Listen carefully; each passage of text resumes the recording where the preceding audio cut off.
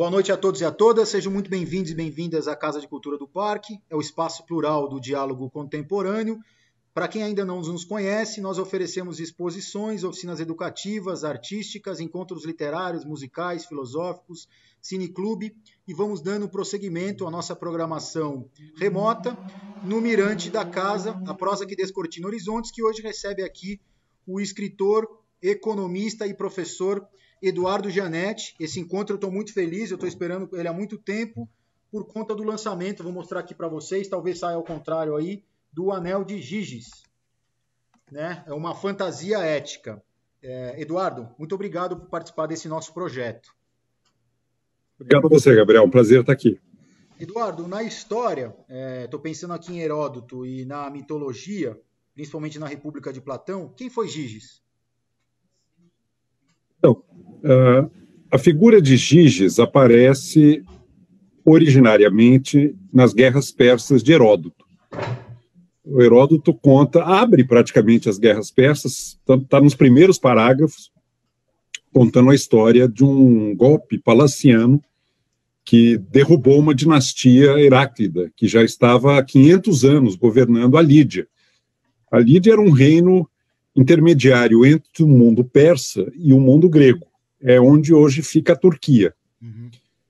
A história do Giges, do Heródoto, é basicamente a seguinte: o Candaules, que era o rei da Lídia, era casado com uma mulher que ele considerava belíssima, a mais formosa mulher do universo. Ele era realmente muito orgulhoso da mulher que tinha, mas ele achava que ela não era suficientemente apreciada. Então, ele chama o Giges, que era a guarda pessoal dele e confidente dele, era a pessoa com quem ele falava sobre os segredos de Estado e as questões pessoais, e propõe ao Giges que venha apreciar a mulher dele na sua plenitude, nua, numa determinada noite. O Giges, como lídio, e, portanto, também, como todos, naquela cultura arcaica, tendo o tabu da nudez, porque a nudez nesse mundo oriental arcaico era uma coisa muito séria, o Giges reage muito mal a essa proposta. Ele sabe que ver uma mulher nua é praticamente cometer adultério naquele mundo, naquela cultura, porque é como o contato visual era como o contato carnal, quase. Ele reage mal, mas o rei Candaules insiste e, por fim, dá uma ordem a ele para que venha à noite, escondido atrás de um biombo, observar em segredo, em total sigilo, a rainha nua e possa, portanto, apreciar a beleza daquela mulher que, segundo Candaules, ninguém mais conseguia ver na sua formosura e na sua plenitude. O Giges vai, a mulher se despe, ele consegue sair em sigilo e acha que tudo correu bem, até que na manhã seguinte ele é chamado ao palácio pela rainha, e a rainha vai muito diretamente ao ponto e faz a ele uma proposta muito, muito severa. Ela diz o seguinte: eu vi você escondido atrás do biombo me observando ontem à noite. Agora tem duas opções. Ou você assassina o rei, casa comigo e se torna o novo soberano da Lídia, ou você vai morrer imediatamente. Novamente, o Giges fica muito aturdido, mas ele não tem saída, ele opta por assassinar o rei.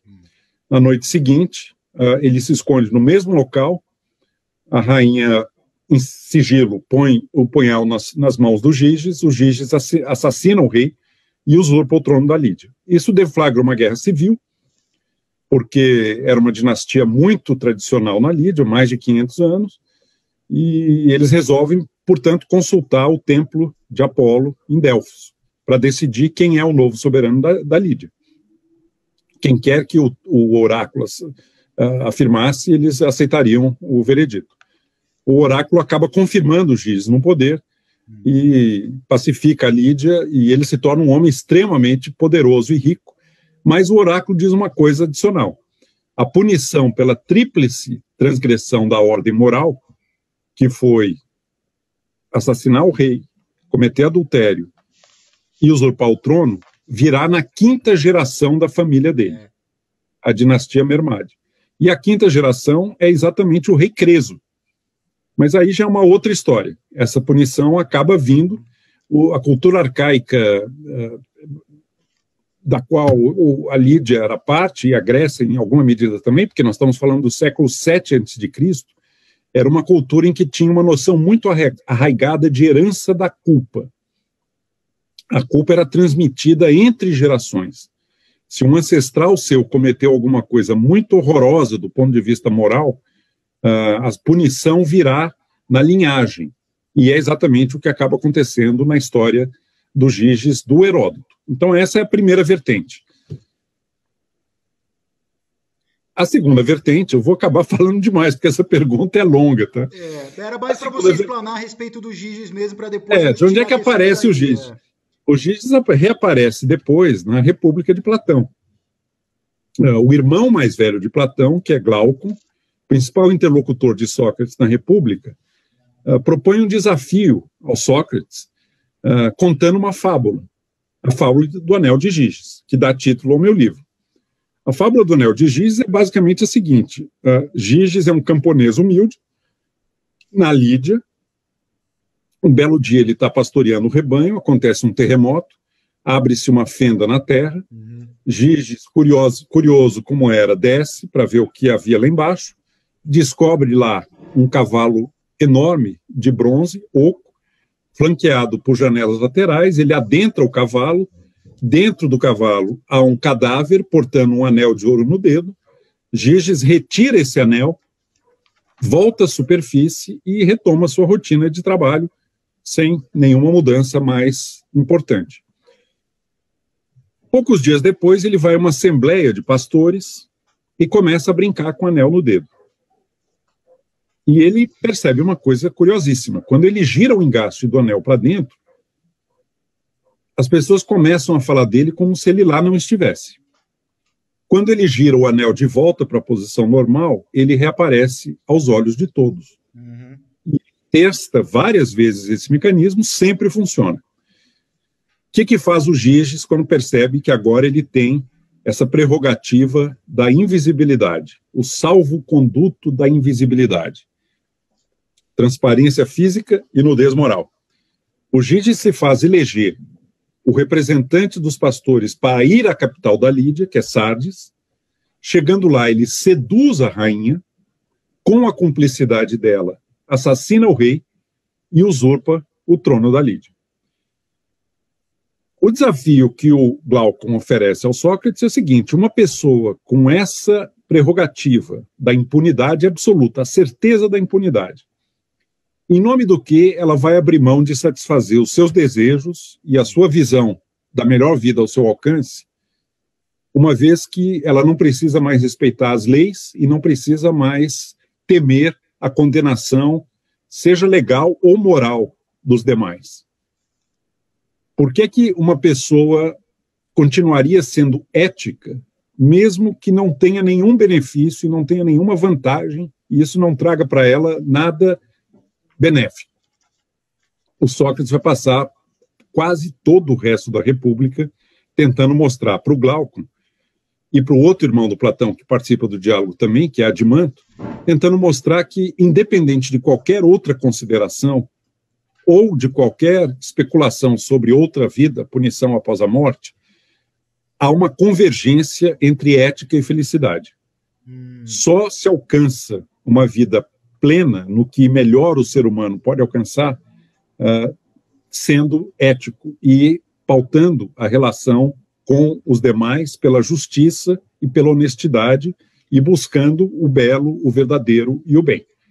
O Sócrates vai tentar mostrar com argumentos, e ele inaugura aqui todo um novo continente de reflexão, porque a solução para o problema colocado pelo Glaucon não é individual, segundo a visão platônica. Só transformando a estrutura da sociedade é que vão surgir pessoas com a alma justa. E que, mesmo tendo o anel de Giges, não irão transgredir as normas da lei e a moral.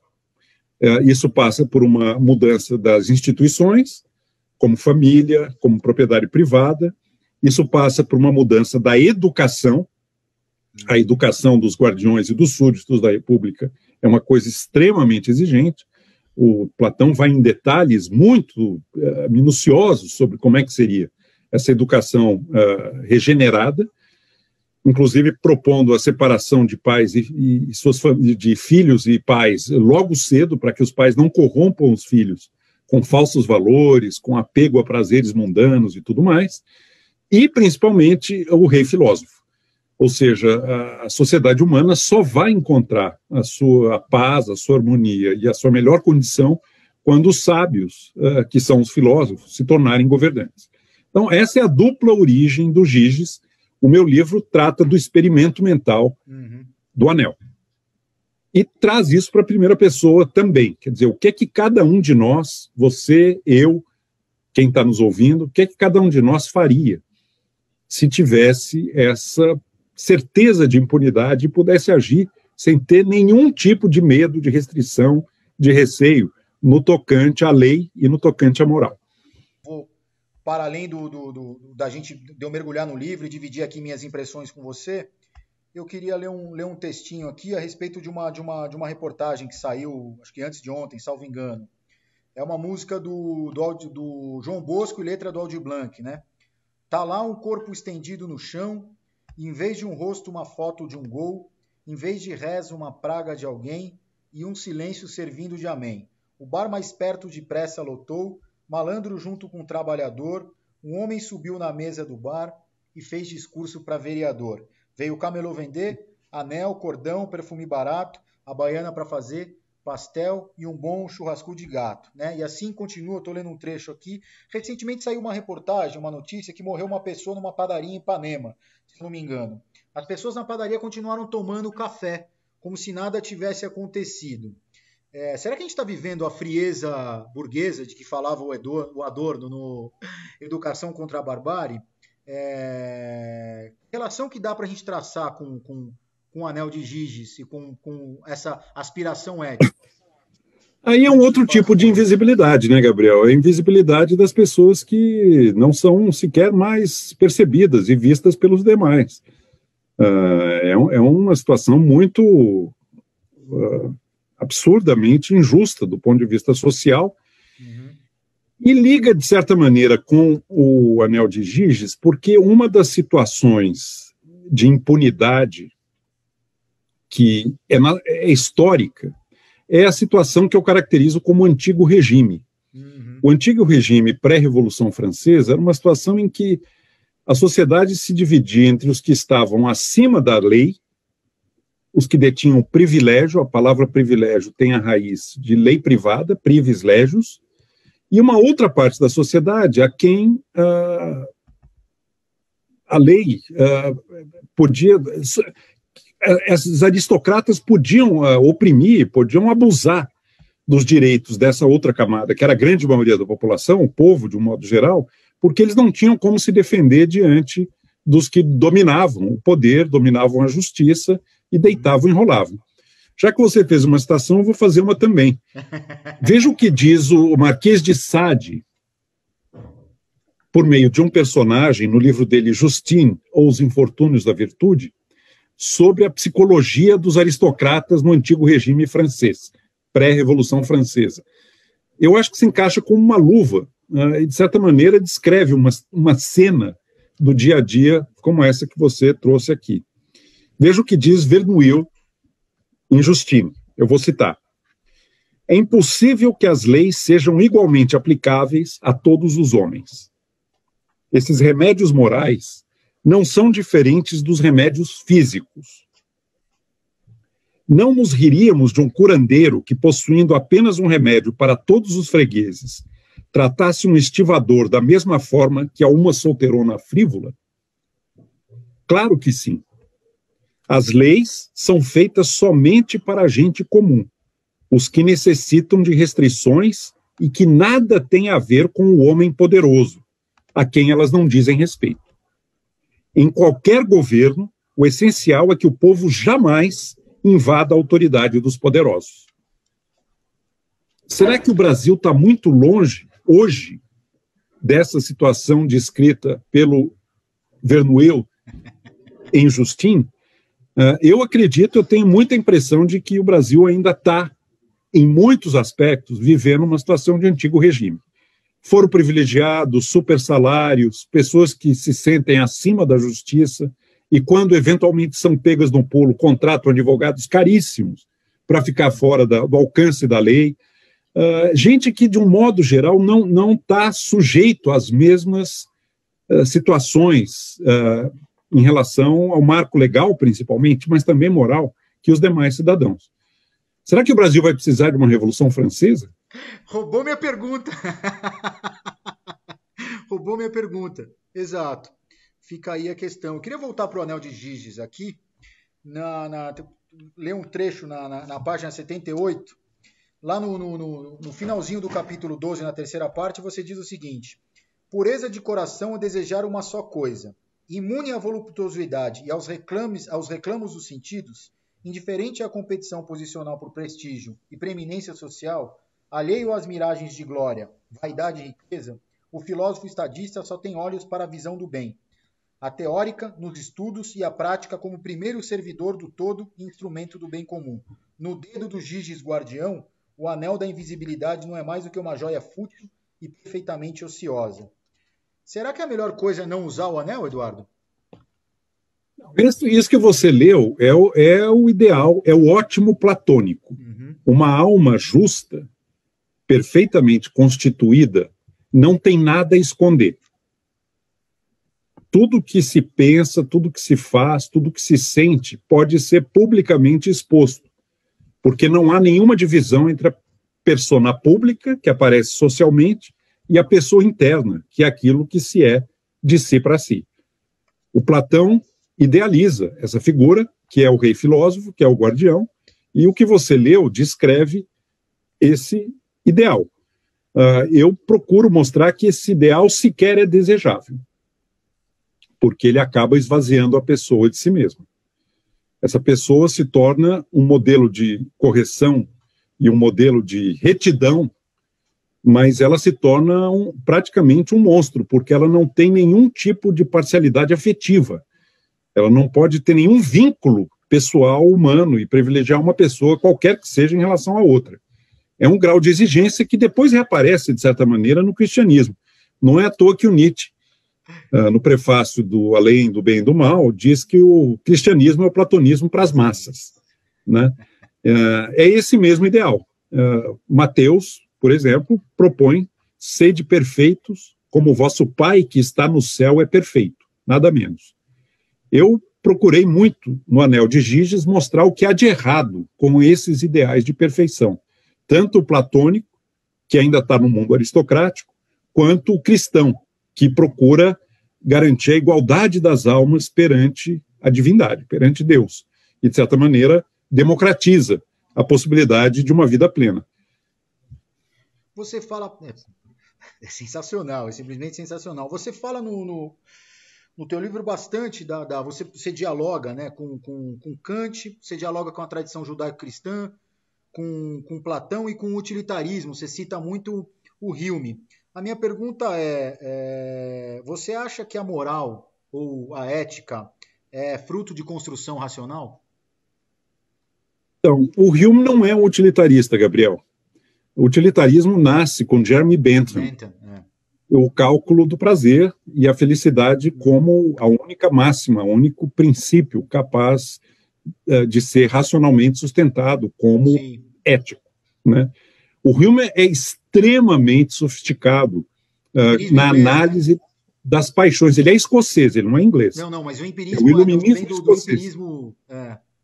Não. Ele é um iluminista escocês, extremamente sofisticado, que questiona a noção de causalidade. A gente precisa tomar um pouco de cuidado, porque os ingleses, muitas vezes, são colocados todos na mesma escola, mas há enorme diferença. O utilitarismo é Jeremy Bentham, e depois uma versão mais sofisticada vem com John Stuart Mill e com Henry Sidgwick, que é provavelmente o ponto de consolidação culminante da tradição utilitarista. O David Hume era tão sofisticado, meu caro, que o Schopenhauer diz que uma página de Hume vale mais que as obras completas de Hegel. Nietzsche tem um respeito absoluto pela acuidade da análise da psicologia moral proposta pelo David Hume. Não é brincadeira. são pensadores de um poder e de uma capacidade analítica provavelmente insuperada até hoje na filosofia de língua inglesa. O utilitarismo é Bentham, Mill e Sidgwick. Também vai para a ideia de que uma ética tem que ser absolutamente imparcial, nenhum ser humano merece ser tratado diferente de qualquer outro, e ela tem que ser impessoal, totalmente impessoal. Você tem que buscar a máxima felicidade do maior número, independentemente de qualquer preferência que você possa ter por alguém, mesmo que seja seu filho. É uma coisa extremamente exigente e totalmente fora da realidade humana. Você coloca isso, exatamente, você coloca isso no livro, inclusive cada capítulo que você fala do Platão, da tradição judaico-cristã, do Kant, você vai problematizando, né, essas tradições, essas linhagens teóricas aí, né? E tem uma pretensão universalista, uma pretensão de impor uma única forma de vida como a ideal para toda a humanidade. É uma coisa muito, muito séria e que precisa ser questionada. Não é algo que você vai encontrar na tradição do iluminismo escocês, a qual pertence o David Hume. Entendi. Você, então, nem também no Nietzsche. Oi, desculpa? Nem Nietzsche, né? Nietzsche também não entra nisso de jeito nenhum. Claro. Você, então, como eu falei, você atravessou Platão, a tradição judaico-cristã, o utilitarismo, Kant. Eu estou falando porque eu estou pensando aqui no final, que eu fiquei com uma sensação assim, quando você conversa, aquele diálogo que você tem com salvo engano, a Vânia, né? É ficção. Onde é que entra o Rousseau nessa história, né? E por que o Rousseau fundamental? O Rousseau é curiosíssimo porque ele tem um livro pouco conhecido, que foi póstumamente publicado, chamado Devaneios do Caminhante Solitário, que é um diário íntimo. Na verdade, isso é um gênero retórico, fica claro, mas ele se passa como um diário íntimo, e a certa altura, na sexta caminhada, são 10 caminhadas, o Rousseau faz um experimento mental do anel de Giges, e começa uma reflexão sobre o que ele faria se tivesse o anel à sua disposição. É muito curioso, porque numa primeira rodada, o Rousseau, muito defendido, diz que faria apenas o bem, buscaria a justiça, faria coisas, corrigiria questões totalmente erradas da sociedade, praticaria as coisas mais benévolas e mais altruístas, etc. Depois ele continua pensando e fala, não, mas espera aí, eu acho que tem uma tentação que eu não ia resistir. E se eu me permitisse saciar essa tentação, eu não sei aonde isso ia terminar. Eu ia cair num abismo. E aí ele acaba resolvendo jogar fora o anel. O grande mérito do Rousseau, e eu fui reconhecendo isso à medida que eu fui estudando e me aprofundando no experimento do anel de Giges, é que ele é o único filósofo que, ao falar do anel de Giges, não fala com as frias antenas de uma curiosidade teórica. Ele coloca a questão para si em termos estritamente pessoais e ele põe o anel no próprio dedo em primeira pessoa. Vários filósofos brincaram com a conjectura, mas sempre o problema era para os outros. O que idealmente faria o Cícero, por exemplo, tantos outros. O Rousseau não. O Rousseau, com uma enorme coragem, ele põe um anel no próprio dedo e se depara com esse abismo na sua própria alma. Porque ele percebe que a alma dele contém coisas que ele não controla, ela tem paixões subracionais ou não racionais, e ele não garante que ele conseguiria se controlar caso tivesse a impunidade conferida pelo anel. Achei muito legal ele fazer isso, e a Vânia, quando aparece no pós-escrito, ela vem me cobrar que siga nas pegadas do Rousseau, com toda a razão. Ela, você falou de tudo, falou do Giges guardião, falou do Giges cristão, falou do Giges sem lei, falou do Freud, falou do Hobbes, falou do Rousseau. Cadê você? Você vai ficar escondido numa pilha de erudição e de livros até o fim dos dias? Um pouco mais de ousadia, um pouco mais de coragem, apareça, não fuja do contato furioso da vida. Ela vem me fazer uma cobrança a queima-roupa e eu tento, modestamente, dentro dos meus limites, enfrentar o desafio que a Vânia faz para mim. Eu tento colocar o anel no meu dedo em primeira pessoa Isso aparece em duas etapas. Primeiro, no retrato de um Giges quando jovem, como é que eu, aos 20 e poucos anos, usaria esse anel e o estrago descomunal que eu provavelmente provocaria tendo o anel naquela idade. E hoje.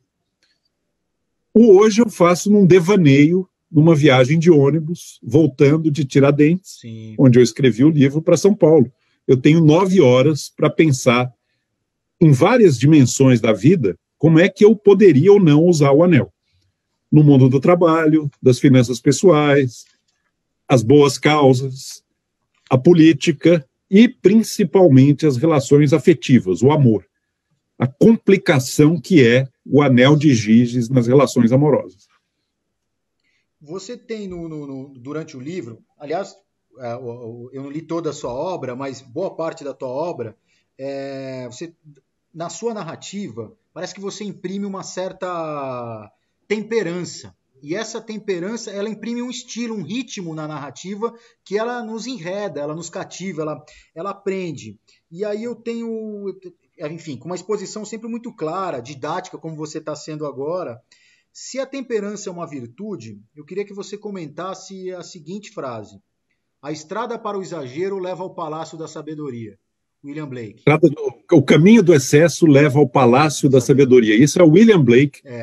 Eu aprendi esse verso, está nos provérbios do céu e do inferno. Eu ouvi essa frase exaustivamente de um grande amigo meu na juventude, que era um poeta marginal chamado Roberto Piva. Roberto Piva vivia cochichando isso. É o excesso, vamos para o excesso. Dionisíaco, vamos para a bebida, vamos para a orgia. O Piva era um grande subversivo dessa temperança. Praça da República dos Meus Sonhos.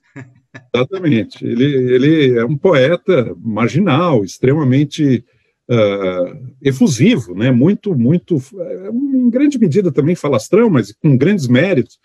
Mas aí é que está. Eu não acho que o caminho do excesso leva ao palácio da sabedoria. Agora, eu acho que a moderação também tem os seus limites. Os dois têm limites. E o limite da moderação é o paradoxo do comedimento, que é o seguinte: o templo de Apolo em Delfos, que eu já mencionei aqui, tinha 2 inscrições em pedra: conheça-te a ti mesmo e nada em excesso. E um dia me toquei na relação dessas 2 sentenças proverbiais. Será que o nada em excesso se aplica também ao conheça-te a ti mesmo? Será que há um limite que nós devemos respeitar no tocante ao autoconhecimento? Nada em excesso, inclusive o autoconhecimento? E o outro, que aí é o paradoxo da moderação, será que o nada em excesso se aplica reflexivamente ao nada em excesso? Será que nós podemos pecar por excesso de moderação na vida? Eu creio que sim. O excesso de moderação também é uma coisa excessiva. É preciso arriscar, é preciso ousar, é preciso, e uma bela vida faz apostas no imponderável, mas tem que escolher muito bem. Tem que escolher muito bem. O que me incomodava nesse refrão do caminho do excesso leva ao palácio da sabedoria é que abria um caminho quase que indiscriminado de aproveitar qualquer situação para praticar todos os excessos ao nosso alcance. Vai um pouco para o Giges sem lei do livro. Então, eu reconheço que a moderação precisa se autolimitar. Uma vida na qual nenhum momento de entrega e de absoluto é uma vida que deixa a desejar, que perde alguma coisa. O nada em excesso vale também reflexivamente para si mesmo. Não podemos pecar por excesso de moderação. Em alguns momentos, cabe a ousadia. Por exemplo, na criação, por exemplo, no amor, por exemplo, em qualquer paixão que tome a pessoa e que justifique a ela uma entrega quase absoluta. O sino Elias não soa por qualquer um, mas quando soa, reboa como nenhum. Com seu nome de profeta, sua voz de eternidade, o sino Elias transmite as grandes falas de Deus ao povo desta cidade, as faltas que os outros sinos nem sonham interpretar. Coitados de tão mofinos, quando soa a voz de Elias, têm ordem de se calar. tem ordem de se calar, e toda a cidade muda, é som profundo no ar, um som que liga o passado ao futuro, ao mais que o tempo, e no entardecer escuro abre um clarão.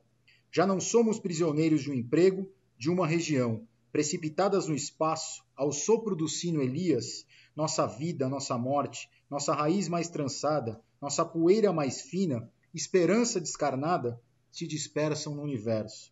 Chega, Elias, é demais. Carlos Drummond de Andrade, eu queria que você comentasse um pouco qual é o papel da cidade de Tiradentes no seu método criativo e nas suas inspirações intelectuais.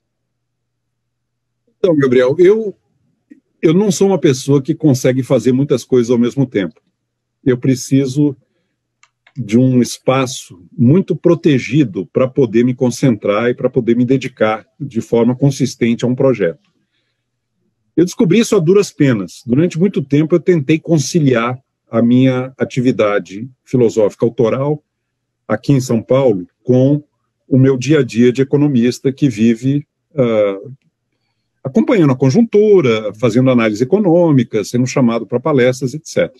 Eu imaginava que eu poderia dividir o dia, no período da manhã me dedicaria ao meu projeto e no período da tarde estaria disponível para as demandas da minha profissão. Eu percebi que não funciona. Não funciona. Eu tentei insistir, mas não dá. As demandas do dia a dia invadiam quase que inexoravelmente o meu tempo, que deveria ser sagrado, de dedicação ao estudo e a uma atividade mais de longo prazo. Então eu decidi fazer de outra maneira. A cada 2 anos, reservar um sabático, um tempo totalmente dedicado a um projeto. E por uma coincidência fantástica da vida, fui experimentar isso na cidade mineira, encantadora, quem não conhece eu recomendo que visite, que é Tiradentes. E me senti espetacularmente bem lá. Foi onde eu escrevi o Alto Engano. Foi realmente, para mim, um momento muito, muito especial de poder me concentrar e me dedicar plenamente, sem limites, a um projeto. Depois disso, eu falei, bom, será que precisa ser Tiradentes? Eu tentei experimentar vários outros lugares. Fui para Oxford, fui para Évora, em Portugal, fui para Correias, no Rio de Janeiro. Todas as minhas tentativas de trair Tiradentes me deixaram saudoso de Tiradentes. Então, eu acabei falando o seguinte, eu não vou inventar mais, o meu lugar é lá, tem uma pousada lá que eu adoro, porque eu me dou muito bem com as pessoas, o lugar é muito acolhedor, e eu venho fazendo isso, esse já é o 5º ou 6º livro que eu escrevo integralmente em Tiradentes. Agora, o Anel de Giz tem uma diferença. Além de ter sido inteiramente escrito em Tiradentes, ele termina em Tiradentes. Porque, no final, pós-scriptum, quando eu ponho o anel no meu dedo, eu crio uma situação em que eu estou em Tiradentes, não estou conseguindo trabalhar por causa do carnaval, e aí, realmente, a locação do enredo passa a ser a própria cidade de Tiradentes. Então ele tem uma dupla ligação, muito mais do que os outros trabalhos. A tua prosa muda, inclusive, nesse desenredo, né? Que é esse momento do livro, a tua prosa, enfim, ela é muito curiosa e muito prazerosa. Queria voltar um pouco lá na 5ª parte do livro, queria que você falasse um pouco, porque me tocou muito, assim, inclusive não só filosoficamente, em termos reflexivos, mas inclusive esteticamente, como você faz esse capítulo que abre a 5ª parte, quando você fala do Sermão da Montanha. Porque eu lembrei, eu até comentei com você anteriormente, do filme Crimes e Pecados, do Woody Allen, que eu acho que é uma certa atmosfera dostoiévskiana e tal, que ele está cometendo um adultério, salvo engano, eu vi o filme faz muito tempo, mas me veio quando eu li o teu livro isso na cabeça, assim, e aí ele manda matar a amante para ele não ter problema com a esposa, e tem um momento que eu acho que um irmão não é o Match Point? Gabriel, esse filme não é o Match Point? Não, é o Crimes e Pecados.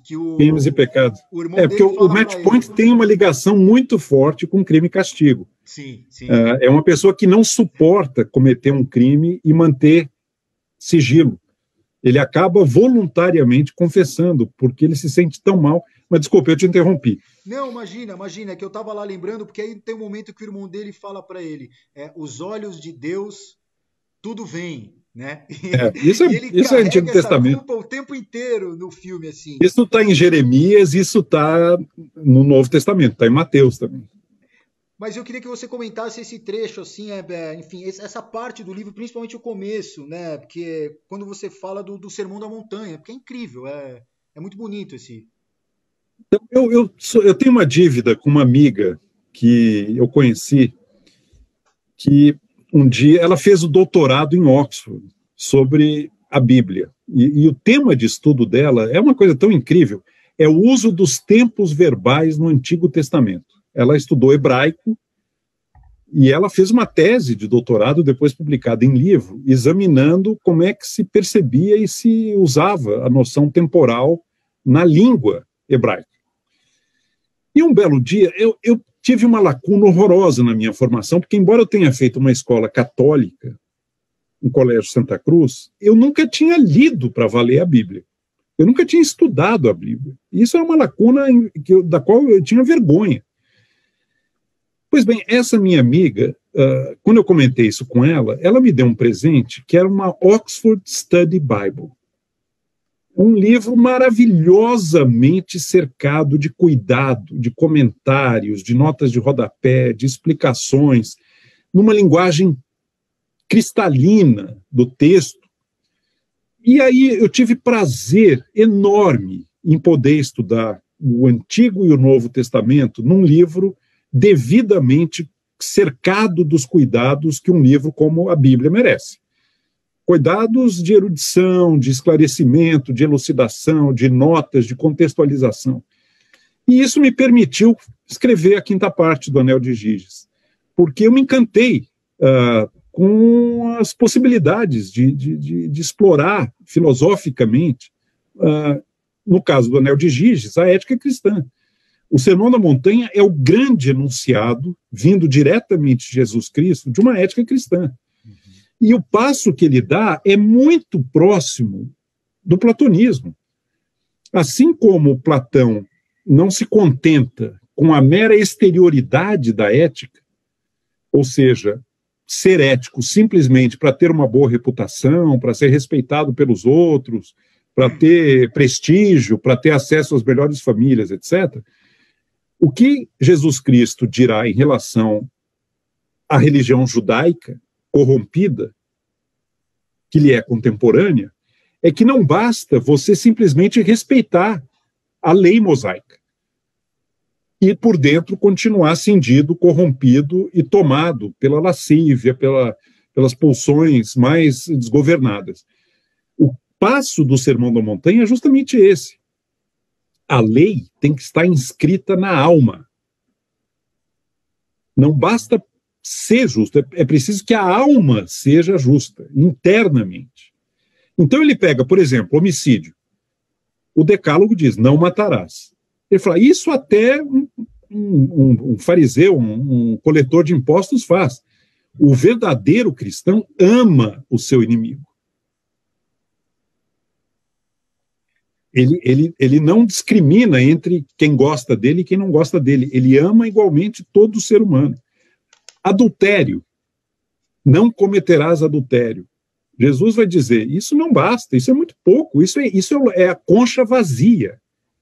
Se você olhar para a mulher do próximo desejando-a, você já cometeu adultério no seu coração.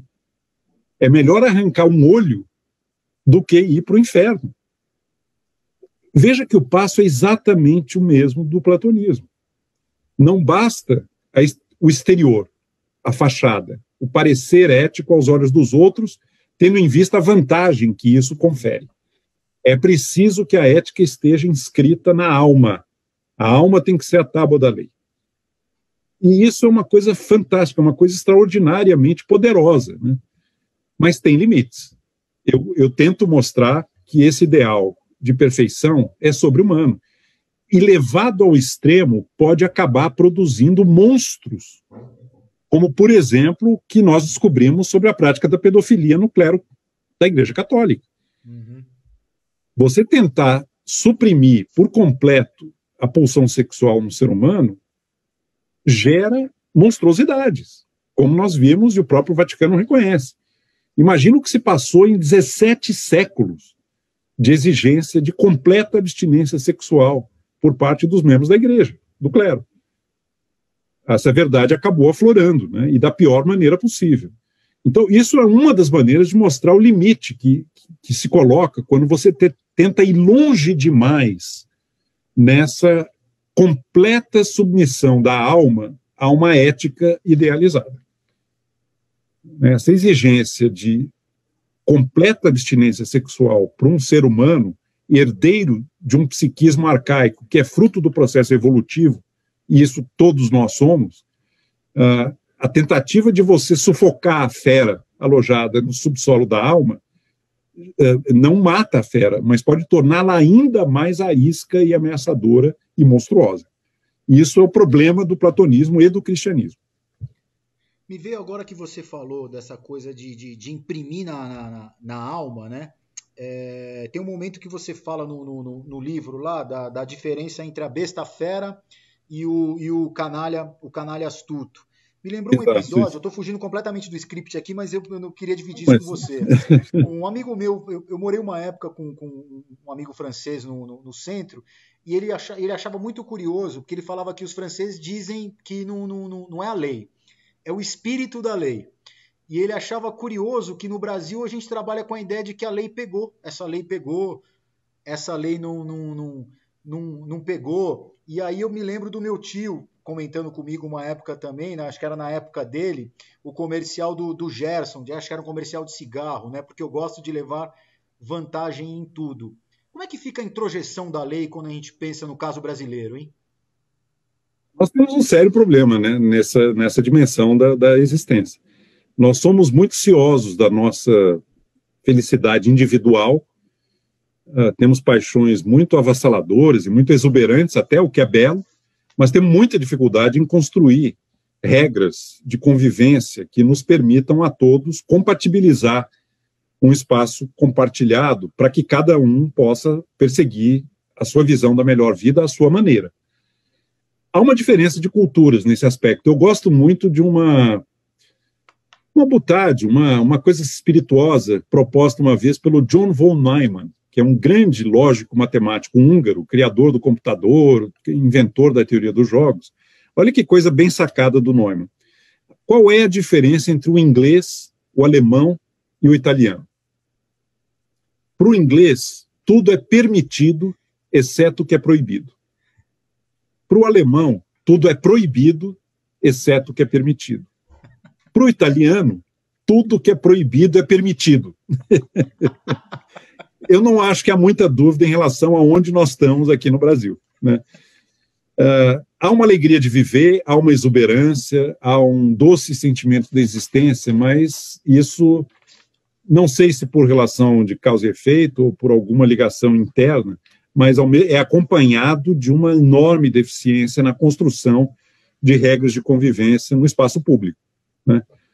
Para os amigos tudo, para os inimigos a lei. A gente ainda está em grande medida no antigo regime. Voltamos àquele tópico que foi tratado lá no início. Prazeres.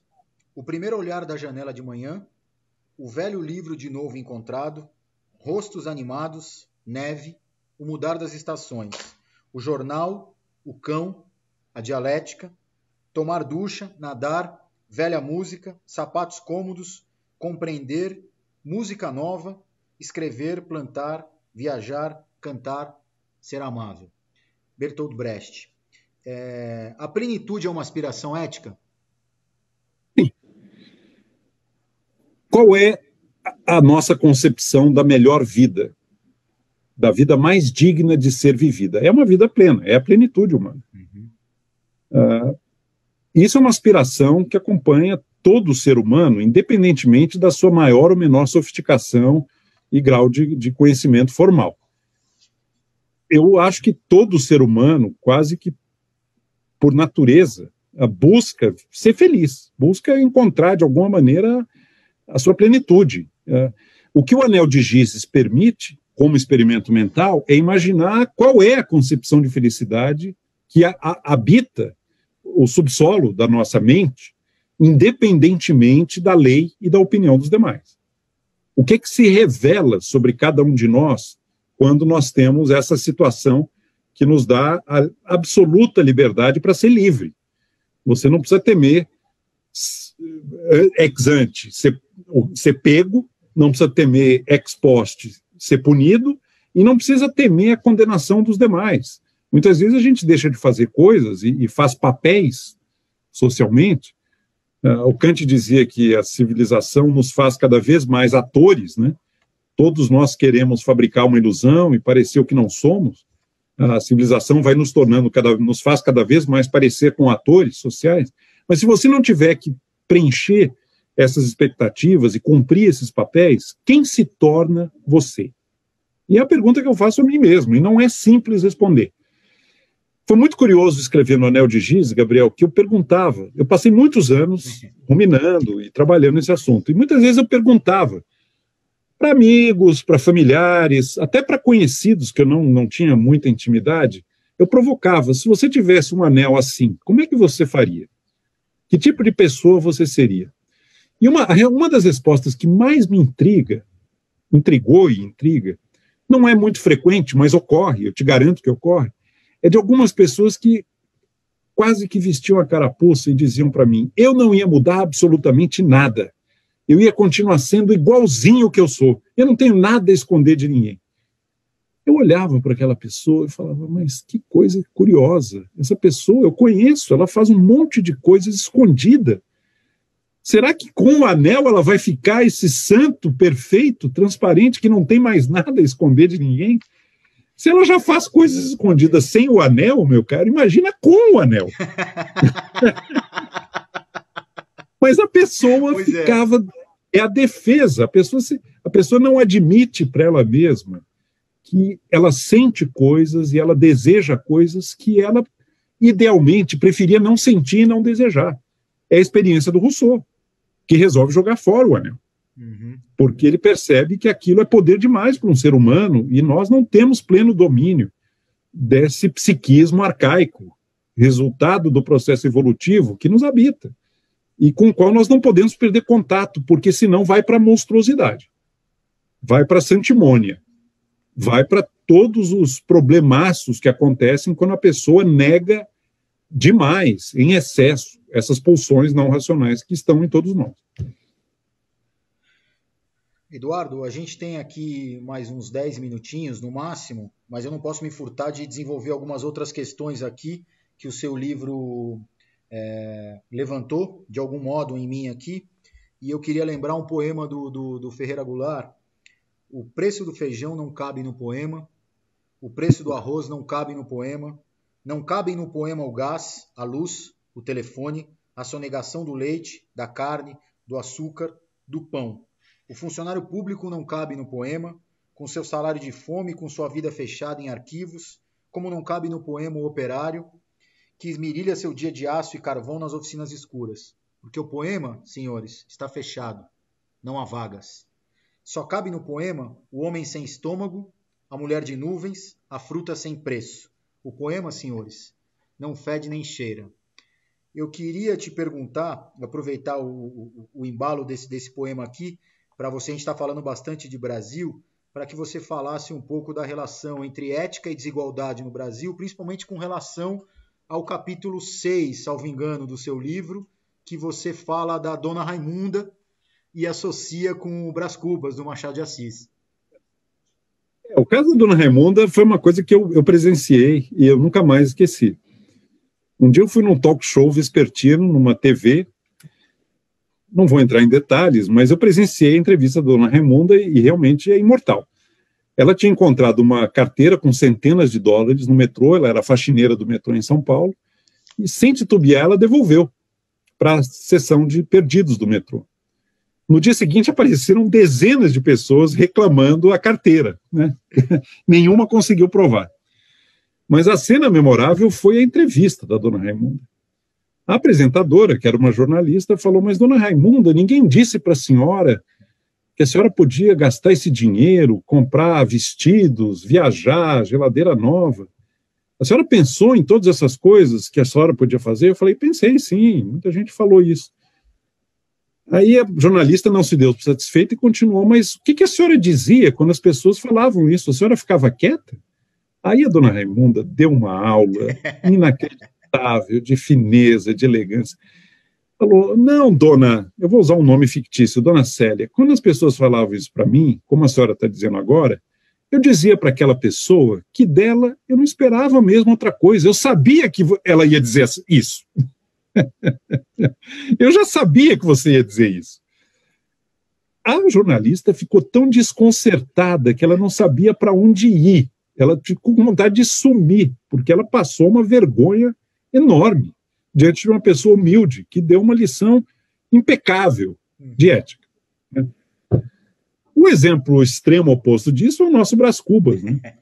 Que é o mestre da racionalização das suas vantagens, para lembrar lá o levar vantagem em tudo, né? Que você mencionou do Gerson. Sabe que uma vez eu estava num programa de televisão, isso há muitos anos, você era nem nascido ainda, e a gente começou a falar do levar vantagem em tudo, que era uma propaganda do cigarro Vila Rica, que passava na televisão.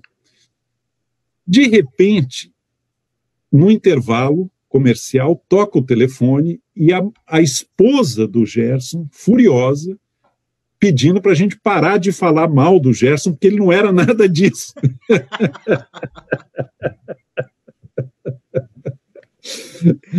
E a gente pediu desculpas e falou que estava se referindo apenas ao comercial do cigarro Vila Rica, não estávamos pessoalmente dizendo que o Gerson tinha aquela característica. Agora é curioso isso, porque é o paradoxo do brasileiro, nenhum brasileiro se reconhece no que ele vê ao seu redor. Todo brasileiro se imagina diferente e acima de tudo isso que aí está. E não é hipocrisia, é auto-engano. Só que tudo isso que aí está é precisamente o resultado de todos nós juntos. Não é possível que cada um individualmente se sinta muito diferente do que vê ao seu redor, não compartilha, não coaduna, acusa as corrupções, etc., exige ética e tudo mais, e, no entanto, todos nós juntos resultamos no que aí está. É um paradoxo. O todo é menor que a soma das partes. Cada brasileiro vê nos outros o que os outros veem nele. E, Gabriel, a gente pode achar que isso se restringe a um segmento dos governantes, dos donos do poder, dos donos do dinheiro, das hienas do mercado financeiro. Não é. Eu fui professor há 30 anos. Eu repetidamente vi a seguinte situação. Alunos mobilizados, indo às ruas, protestando, exigindo ética na política. Caras pintados, impeachment da Dilma, petrolão, tudo mais. Maravilha. Tem que fazer isso mesmo, está correto. A indignação, nesse caso, é perfeitamente justificada. Tem todo o meu apoio. Termina o ano letivo, prova. Esses mesmos alunos que estavam nas ruas, indignados, ciosos de uma justiça imperturbável, começam a colar em sala de aula. Eu sou constrangido a separá-los com uma carteira de distância, para que eles não colem. E eu me pergunto, será que eles não ligam as pontas?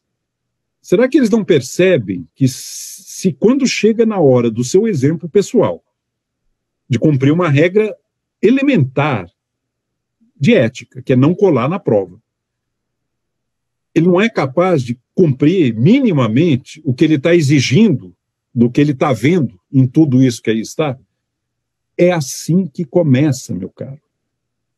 E vai racionalizando. Aí o Brás Cubas é um mestre incomparável, trapézio dos meus pecados, né? Ele é um trapezista da racionalização, da autojustificação, do autoengano. Começa colando, depois dá uma roubadinha aqui, depois faz um suborno ali, depois está no Congresso. Peraí, está todo mundo fazendo. Livro, né? Você fala no teu livro Autoimagem Ilibada, né? Um termo maravilhoso. Todos nós somos um esporte nacional brasileiro. Ninguém suporta uma imagem de si como os outros o veem. Cada um preserva como um tesouro esse sentido de que está fazendo a coisa certa, de que eu sou do bem. Qual é o brasileiro que não se acha do bem? Você já encontrou? Eu não encontro. Se fosse uma questão de hipocrisia, talvez fosse até mais simples, mas não, eu acho que não é, com algumas poucas exceções de pessoas genuinamente malignas, né? E que se sabem assim. Uhum. Eu gosto muito quando Pascal, que é um mestre, é outro mestre de acuidade da psicologia moral. Pascal diz que existem dois tipos de ser humano: os justos que se creem pecadores e os pecadores que se creem justos. Você tem dúvida aonde está a grande maioria dos brasileiros nessa classificação do Pascal? Eu não tenho. Quando hoje acordei, ainda fazia escuro, embora a manhã já estivesse avançada. Chovia uma triste chuva de resignação, como contraste e consolo ao calor tempestuoso da noite. Então me levantei, bebi o café que eu mesmo preparei, depois me deitei novamente, acendi um cigarro e fiquei pensando, humildemente pensando na vida e nas mulheres que amei. Poema Só para Regar Meu Vale, Manuel Bandeira. Para a gente encerrar, Eduardo, a que conclusão você chegou usando o anel? Encrenca é muito maior do que parece, meu cara. Ai de quem acha que sabe, que tem na ponta da língua exatamente o que faria com o anel. Eu convoco você, como convoquei a mim e qualquer um que esteja nos assistindo, com sinceridade, com honestidade, com franqueza, se coloque na posição de alguém que não precisa mais ser tolhido por lei e por moral. O que acontece? O que se revela? É um belíssimo exercício que talvez permite avançar alguns passos no autoconhecimento e num certo amadurecimento. Quem sabe até perceber que talvez tudo isso que aí está não seja tão diferente daquilo que cada um de nós é. Professor Eduardo Gianetti, foi uma conversa com peso de aula e uma aula com gosto de conversa.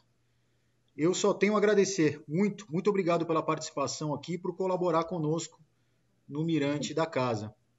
Gabriel, você não sabe como me deixa feliz ver que você leu o meu livro com atenção. Não é um livro fácil. Eu acho que a grande maioria dos leitores vai ser derrubada pelo Platão, não vai conseguir atravessar o Platão. Mas o livro melhora depois. Eu acho que é uma pena, porque a parte talvez mais difícil de leitura seja no início, mas não tem como escapar. E eu fico super feliz de poder ter essa interlocução com você, poder esclarecer, poder explorar temas de interesse comum, ouvir belos poemas que você selecionou hoje para compartilhar com a gente, e é uma conversa que vai continuar. A gente começou simplesmente um diálogo aqui que eu tenho certeza vai prosseguir. Vai render frutos e eu espero muito brevemente a sua presença aqui para a gente poder conversar sobre esse e outros livros que ainda virão. Muito obrigado mais uma vez. Muito obrigado, boa noite a todos. Obrigado, Gabriel. Boa noite a todos e a todas que nos acompanharam até agora. Esse foi o Mirante da Casa, a prosa que descortina horizontes. Até logo e até a próxima.